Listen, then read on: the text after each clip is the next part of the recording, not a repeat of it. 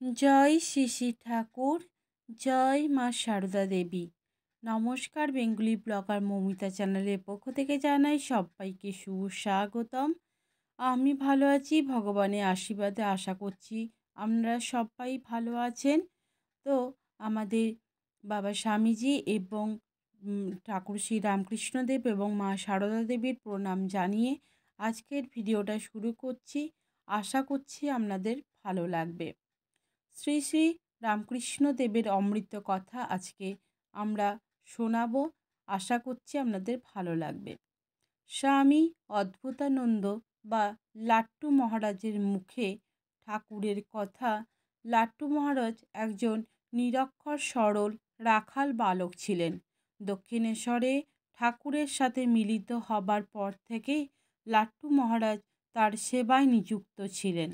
সেই জন্য শ্রীরামকৃষ্ণ সম্বন্ধে লাট্টু মহারাজের স্মৃতিকথা বিশেষভাবে মূল্যবান। লাট্টু মহারাজের মুখে ঠাকুরের কথা। সেদিন ছিল ঠাকুরের দ্বিতীয় জন্ম উৎসবের দিন, 11ই মার্চ 1883 খ্রিস্টাব্দের। সেই দিন ঠাকুর আমায় গঙ্গাজল তুলে আনতে বললেন। মাত্র 1 কলসি জলে তিনি স্নান করলেন, আর স্নান করে তিনি মায়ের মন্দিরে গেলেন। আমাদের তখন রান্নার জোগাড় দিতে হয়েছিল। প্রায় 100 থেকে 150 লোক খেয়েছিল। সেদিন কোনো নগর থেকে মনমোহনবাবু কীর্তনের দল এনেছিলেন। তাদের সাথে সেদিন ঠাকুর খুব কীর্তন করেছিলেন। আমাদেরও তিনি যোগ দিতে বলেছিলেন এবং সেইবার পঞ্চবটিতে গান হয়েছিল। সেদিন ঠাকুর বলেছিলেন তিনি শুধু সন্ন্যাসী নন, তিনি সন্ন্যাসী রাজা।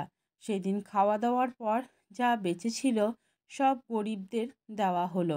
এর মধ্যে রাখাল ভাইয়ের একদিন দক্ষিণেশ্বরে অসুখ করে, তখন ঠাকুর রাখালকে বললেন, ওরে জগন্নাথের প্রসাদ খা, তাহলে তোর অসুখ ছেড়ে যাবে। জানো, জগন্নাথের প্রসাদের এমন গুণ, তোমরা জগন্নাথের প্রসাদকে মানো না, তা তিনি সকলকে বলতেন। খাবার আগে 2-1 দানা মহাপ্রসাদ খাবে এবং 10 দিন আমাদের উনি সবাইকে গঙ্গা পুজো করতে বললেন। রাখালকে মানে রাখালকে রাখালকে বললেন, গঙ্গা মা সাক্ষাৎ দেবী, আজকে তার পূজা করতে হয়। রাখাল তার ভাই গঙ্গা মাকে তখন দেবী ভাবতেন না। তাই শুনে ঠাকুর একটি ঘটনা বললেন। একদিন তিনি পোস্তার ধারে বেড়াচ্ছেন এবং বেড়াতে বেড়াতে তার সন্দেহ হলো যে গঙ্গাময়ী দেবে কি না। এমন সময় তিনি শুনলেন যে গঙ্গার মাঝে খুব শাঁখের আওয়াজ আসছে, কিন্তু কিছু দেখতেই পেলেন না। ক্রমে ক্রমে শাঁখের আওয়াজ এবং যে খুব কাছে এসে গেল। অমনি দেখলেন নাকি একটা ছেলে শাঁখ বাজাতে বাজাতে এগিয়ে চলছে, আর তার পিছু পিছু এক দেবী চলছেন। এইসব দেখার পরে তার মনে আর কোনো সন্দেহ রইল না ঠাকুরের। এবং এই কথা শুনে রাখাল ভাই বড় আশ্চর্য হয়ে গেল। বললেন, আমাদের অত শত জানা নেই, আমরা জানি যে এইসব গঙ্গা তো নদী, তো স্রোতের জল, মাঝি মোল্লারা ওখানে কত প্রস্রাব করে থাকে। রাখাল ভাইয়ের কথা শুনে ঠাকুর সেদিন খুব ভারী রাগ করলেন এবং বললেন, খবরদার গঙ্গায় কখনো বাজে এসব প্রস্রাব এসব করবি না। সেদিন অবধি রাখাল ভাইকে আর গঙ্গার ধারে শৌচ করতে দেখিনি। সে বছর আমি ঠাকুরের সঙ্গে পিনিটির মহা উৎসবে যাই।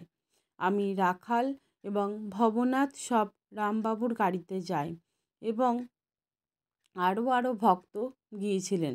সেখানে তোমাদের নবদ্বীপ মশাইকে দেখি, তার সাথে ঠাকুর আরও যে কীর্তন করতে লাগলেন এবং সেবায় ঠাকুরের ভাব সমাধি দেখে আমাদেরও ডর লেগেছিল। তার সাথে এবং শ্বাস প্রশ্বাস বন্ধ হয়ে গিয়েছিল।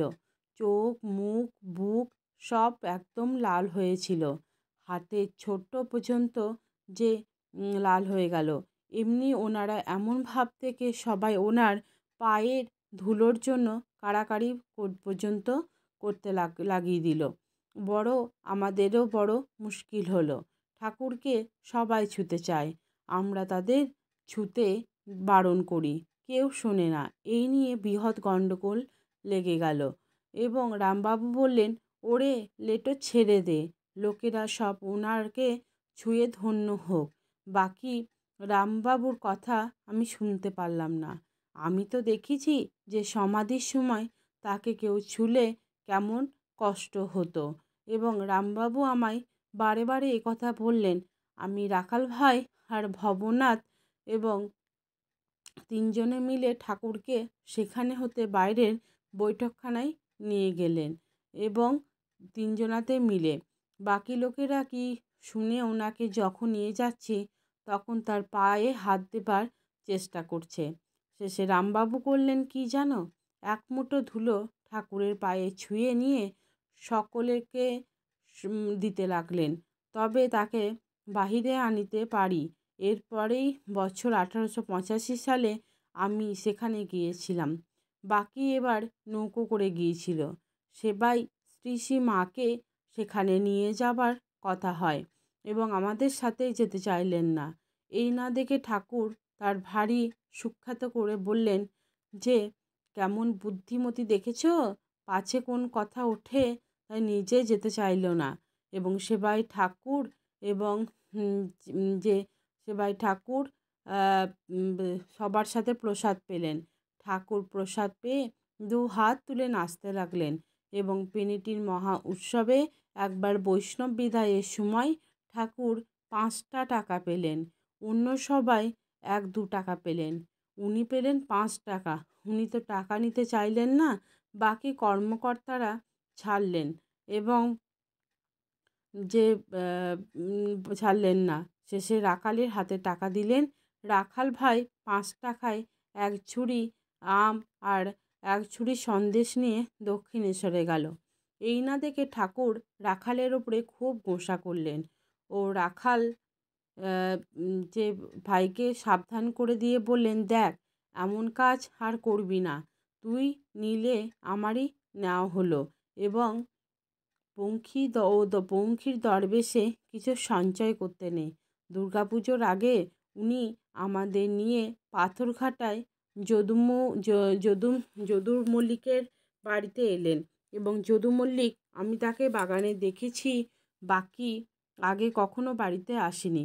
বাড়িতে তখন শ্রী সিংহবাহিনী দেবী ছিলেন এবং তাই আমাদের নিয়ে দেবীকে দর্শন করতে এলেন। যদুবাবু খোঁজ নিলেন। যদুবাবু তখন একটি লম্বা মার্বেলের টেবিলের উপরে খালি গায়ে শুয়েছিলেন। ওনাকে দেখতে পেয়ে যদুবাবু বললেন, এসো এসো ছোট ভরদ্বাজ। যদুবাবু ঠাকুরকে ছোট ভরদ্বাজ বলতেন।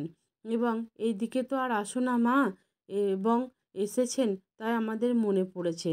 তুমি এসেছো?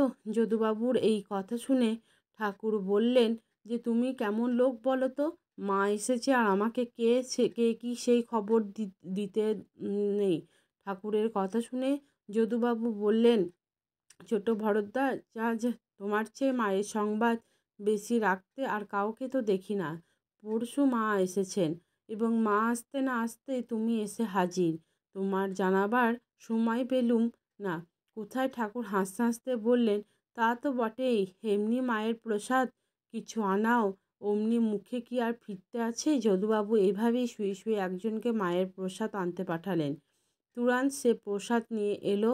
উনি সে দোরগোড়ায় দাঁড়িয়ে রইলেন আর সেখানে হচ্ছে প্রসাদ গিয়ে সেই গাড়িতে উঠতে যাবেন। এমন সময় যদুবাবু বললেন, কই, মায়ের সঙ্গে তো দেখা করলে না? এই কথা শুনে ঠাকুর সেখান মতো ডাকতে লাগলেন, কই গো যদুর মা, এক গ্লাস তো জল দাও না। ঠাকুরের গলার আওয়াজ শুনে যদু মা নিচে এলো। ঠাকুর তার হাতে 1 চুমুক জল খেয়ে গাড়িতে উঠলেন। গাড়িতে আর সব ভক্তেরা ঠাকুরকে বললেন, আপনি মশাই এমন বড় লোকের বাড়িতে আর আসবেন না। এই রকম লোকের কাছে আসলে কেন আপনাকে এরা বসতে পর্যন্ত যে বলল না। এই রকম লোকের বাড়িতে এসে খামোখা কেন অপমান হয়? ভক্তদের কথা শুনে ঠাকুর হাসতে হাসতে বললেন, ওরা সারাক্ষণ বিষয় নিয়ে পাগল। ওরা যে কত বিষয় চিন্তার মাঝেও দেবীর পূজা করছেন, এই তো যথেষ্ট। তোমরা তো তাও করো না। আমাকে বসতে বললো কি না বললো এবং দেখতে প্রসাদ খেয়ে গেলে এই যথেষ্ট। এমন সময় ঠাকুরের প্রসাদ দেয় কি তোমরা কি তাতে তোমাদের এত কেন মাথা ব্যথা? ওদের মনের অবস্থা তোমরা কি বুঝবে? এসেছিল ঠাকুর এবং দেখতে প্রসাদ খেয়ে গেল, এটাই তো যথেষ্ট। এবং কর্তাকে দেখতে গিয়েছিল, সে বসতে বলেনি বলে অভিমান করেছে। এবং ভক্তদের মধ্যে যারা যদুবাবু সম্পর্কে বলেছিল যে তারা ওনার কথা শুনে সব চুপ করে গেল। ঠাকুর এইভাবেই সব আমাদের বিড়ে নিতে বলতেন। সাধু হতে চাস, যদি অভিমান ছাড়তে হবে। কেউ মানলে কি, না মানলেও বাকি এসব দেখলে চলবে না। একদিন ঠাকুর যদুবাবুকে বললেন, এখানকার জন্য তো অনেক সংগ্রহ করেছ, কিন্তু পরকালের জন্য কি যোগাযোগ যন্ত্র করলে? এই কথা শুনে যদুবাবু বললেন, পরকালের কাণ্ডারি তো তুমি আছো ছোট ভরদ্বাজ, শেষের দিনে তুমি আমায় পার করবে এবং সেই আশায় তো বসে আছি। আমায় উদ্ধার না করলে তোমার পতিতপাবন নামে কালি পড়বে। দেখবে ছোট হরচাঁদ, শেষের দিনে ভুলো না, যদুম মল্লিকের এত টাকা ছিল, তবুও টাকার লোভ চায়নি। একদিন ঠাকুর তাকে বললেন, কী গো যদু, এত টাকা করেছো, তাও টাকা লোভ গেল না? তাতে যদুবাবু বলেছিলেন, দেখো ছোট ভরদ্বাজ, লোভ যাবার নয়। তুমি যেমন ভগবানের লোভ ছাড়তে পারো না, বিষয় লোভ, তেমনি টাকার লোভও ছাড়তে পারো না। এবং টাকার লোভ ছাড়বো কেন বলো? তুমি যেমন ভগবানের প্রেমের জন্য পাগল হতে পারো, আমি তার ঐশ্বর্যের জন্যে পাগল হয়েছি।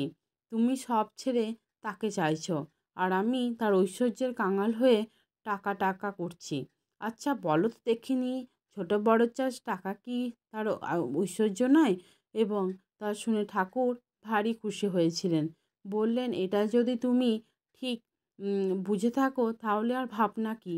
তারপর তাকে জিজ্ঞাসা করলেন, কী গো যদু, সরলভাবে এ কথা বলছো না চালাকি করে বলছো? এবং যদুবাবু বললেন, সে তো তুমি জানো ছোট ভরদ্বাজ, তোমার কাছে তোমার মনের কথা লুকাতে পারবে না। একদিন উনি যদুবাবুকে বললেন, হ্যাঁ গো, তুমি ভগবানের নাম করতে করতে আর তখন তাকে ডাকতে অন্যমনস্ক হয়ে যাও কেন? তাতে যদুবাবু বললেন, কি জানো ছোট ভরদ্বাজ, তোমায় দেখবার পর থেকেই আমায় কেন জানি না ভগবানকে ডাকবার মন চায় না। আমি দেখেছি তার নাম নিলে বিষয় চিন্তায় মন বসে না, তাই অন্যমনস্ক হয়ে আমার বিষয় আশায় দেখতে হয়। এই কথা শুনে ঠাকুর কি বললেন জানো? এতটা ভালো নয় যদু, খানির যে বলদ যে হয়ে ঘুরতে চাইছো কেন? যদুবাবু বললেন, কর্মফল তো মানো। ছোট বড়চাঁদ লাটু মহারাজ বললেন, ঠাকুর আমায় কত শেখাতেন, কত বোঝাতেন। আমায় বলতেন, জানো না, নরেনের কাছে বসে বসে আমি কত কথা শুনেছি। গিরিশবাবুর সঙ্গে নরেনের কেমন ঝগড়া বাঁধিয়ে দিতেন। বাকি নরেন ভারী তেজি ছিল, সে তো কাউকে কেয়ারই করতো না। নরেন সব কথা বলতো আর আমি সব শুনতাম। শুনে এসে ওনাকে সব বলতে হতো। উনি মাঝে মাঝে আমায় লরেনের এই কথা বলল, আর তুই চুপ করে রইলি। তখন আমি কি জানি লরেনের সঙ্গে আমি পারবো কিনে। ঠাকুর বলতেন, এখানকার এত কথা শুনেও তুই যে কিছু বললি না, তোর উচিত ছিল। তিনি না করলেও এসব করল। কে এই লরেনের কাছে? লরেনের স্বভাবে বলে স্বভাব হয়েছে। ঠাকুর বললেন, স্বভাবে কি এসব হয়? কার্য থাকলেই হয়, তার পিছনে কারণ রয়েছে। শক্তি থাকলেই তার পিছনে শক্তিমান। আধার আছে জানো? ঠাকুর আমাকে টেনে নিলেন। আমি একটি অনাথ কোথাকারকে তিনি তার ভালোবাসা ঢেলে দিলেন এবং আমায় তিনি কৃপা না করলে আমাকে নাকড়ি করতে করতে বকরি বানিয়ে যেতে হতো। আমার সারা জীবনের বিন্দুকুল এবং বিলকুল নষ্ট হয়ে যেত। আমাকে তিনি এসব শেখাতেন। আমি মূর্খ, আমি এসব কি করে জানবো? আমায় বলতেন, দেখ, দিল সাপ রাখবি আর গর্দা ঢুকতে দিবি না। তিনি তো হামেশা আমাদের বলতেন, দেখ, ইথানকে নিজের বুকে হাত দিয়ে বলতেন, সাচ্চা থাকবি, কামকামনা ঢুকতে দিবি না। ওর বড্ড বেশি, এবং দিক করলে তার কাছে প্রার্থনা করবি, তার নাম নিবি, তাকে ডাকবি, তিনি তোদের বাঁচিয়ে দেবেন। যখন তাতেও মন বসাতে পারবি না, তখন মায়ের মন্দিরে সামনে বসে যাবি এবং না হয় যে ইথানকে দৌড়ে আসবে। একদিন দক্ষিণেশ্বরে এক ভক্ত ভারী বেয়াদবি আরম্ভ করে দিল। আমি তার থাকতে না পেরে খুব ভারী কথা কড়া করে কথা শুনিয়ে দিলাম। আমার কথা শুনে ঠাকুর ভারী দুঃখিত হলেন। ভক্তটির ব্যথা উনি বুঝলেন। তখন আমায় বললেন যে ওরা ওখানে যারা আসে তাদের ওই রকম কথা বলতে নেই। ভক্তটি চলে যাবার পর ঠাকুর আমায় তখন বললেন, এখানে যারা আসে তাদের অমন কথা বলতে দেবেন না। যখন তাদের মন বসাতে পারবি না তখন মায়ের মন্দিরে বসে যাবি। এবং যে কথাটা শোনানোর পর এরকম কথা বলতে নেই এবং বলতে নেই এক্ষেত্রে একত্রে তারা সংসারে জ্বালায় জ্বলছে। এখানে এলে তোরা যদি তাদের বেয়াদবিতে এত কথা বলিস, তাহলে দুঃখ দিবি, তাহলে কোথায় যায় বলতো? সাধুর সঙ্গে থাকতে গেলে কারো কোনো কথা বলতে নেই। লোকের মনে দুঃখ হবে এমন কথাও বলবি না। তারপর উনি আমায় আদেশ দিলেন, কি যেন বললেন, কাল ওখানে যাবি, যাতে সে দুঃখ না করে তাই বলে আসবি। পরের দিন আমি সেখানে গেলাম। বাকি আমার মনে অভিমান জাগলো। আমি তাকে অনেক কথা বলে এলাম। ফিরে এলেন। উনি কি বললেন জানো? হ্যাঁ রে, এখনকার প্রণাম দিয়ে এসেছি। আমি তো অবাক। পুনস্ত্র বললেন, যা শিগগির যা, এখানকার প্রণাম জানিয়ে। আমি তার কাছে গেলাম। প্রণাম জানাতে তিনি কেঁদে ফেললেন। তার কান্না দেখে আমার মনেও বড় দুঃখ হলো এবং প্রণাম জানাতে তিনি কেঁদে ফেললেন এবং তবে ফিরে আসতে তিনি বললেন, তোরা সব অপরাধ খুন্ডে গেল। একদিন গিরিশবাবু ঠাকুরকে যে দুহাত জড়ো করে নমস্কার করেন, অমনি আমাদের সামনেও ঠাকুরও গিরিশবাবুকে কোমর নুয়ে নমস্কার করলেন। গিরিশবাবু আবার ঠাকুরকে নমস্কার করলেন। ঠাকুর আরও নিচু হয়ে গিরিশবাবুকে নমস্কার করলেন। এভাবে নমস্কার করতে করতে গিরিশবাবু যেবার মাটিতে শুয়ে দণ্ডবত হইলেন, সেবার ঠাকুর তাকে আশীর্বাদ করলেন যে তাই গিরিশবাবু বলতেন, এবার উনি এসেছে নমস্কার করে জগৎ জয় করতে। কৃষ্ণ অবতারে বাঁশির চৈতন্য এবং অবতারের নাম, এভাবে অস্ত্র নমস্কার আমাদের তিনি হামেশা শোনাতেন। ওরে দণ্ডবাত হতে শেখ, মান অভিমান সব দূরে চলে যাবে। একদিন শত পবিত্র হইয়া হাজার মশাই ঠাকুরকে উপদেশ দিলেন, দেখো গদাধর, এইরকম করা বাপু উচিত হচ্ছে না। এরকম করলে বেশি দিন যে ঠাকুরকে যে লোকে তোমায় মানবে না। লোককে ভোলাবার জন্য অন্য অত্যন্ত কিছু করো এবং আবার মতো মালটা নিমিয়ে নিয়ে তো জগতে পারো। এত লোক আসে এবং তোমায় মালা করে দেখলে তবুও ভাববে যে তোমার নিয়ে তো জগতে পারে। এত লোক আসে, তোমায় মালা করলে দেখলে তবুও যে ভাববে তোমার নিয়েও তো জগতে পারো। এত লোক আসে এবং সাধন ভজন কিছু আছে। হাজরার এই কথা শুনে ঠাকুর হাসিতে লাগিলেন। লাট্টু, হরিশ গোপাল, রামলাল প্রভৃতিকে ডাকিয়া বলিলেন, ওগো শুনছ, হাজরা কি বলছে? আমায় মালা জপতে বলছে। আমি বাবু এসব করতে পারি না। বলছে মালা জপ না দেখালে লোকে আমায় মানবেক না। হ্যাঁ গো, হাজরার কথা সত্যি নাকি? হরিশ বসিয়া বলিল। ওর কথা ছেড়ে দিল। যেমন গেঁউলো তেমনি গেঁউ বুদ্ধি ঠাকুর। তখন হরিশকে বললেন, না গো না, গেল না। ওর মুখ দিয়ে তো মা বলেছেন যে বলাচ্ছেন। হরিশ তখন বললেন, কি যে বলেন মা?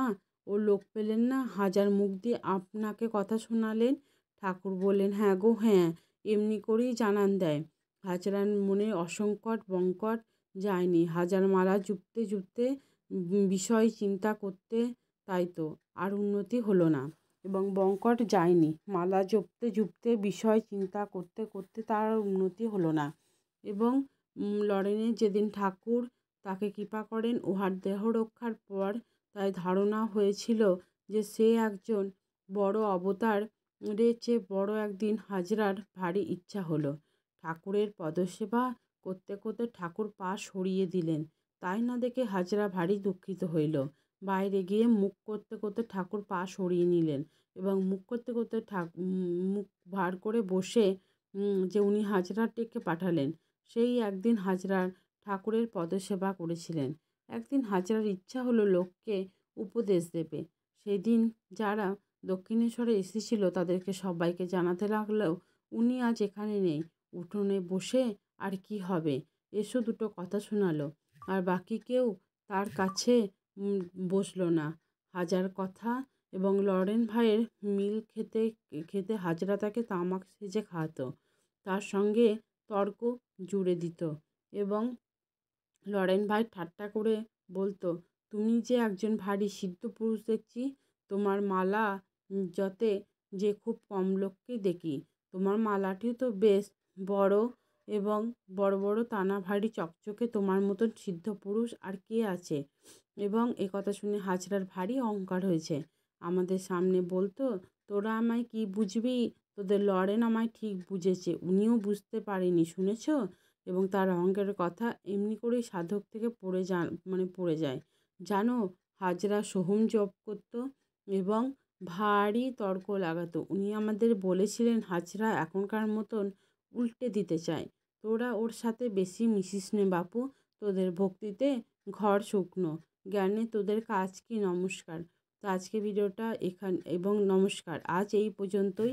লাট্টু মহারাজের যে ঠাকুরের কথা শুনে আপনাদের যদি ভিডিওটা ভালো লেগে থাকে প্লিজ চ্যানেলটিকে সাবস্ক্রাইব করবেন। তো টাটা, বাই বাই, সবাই ভালো থাকবেন, সুস্থ থাকবেন।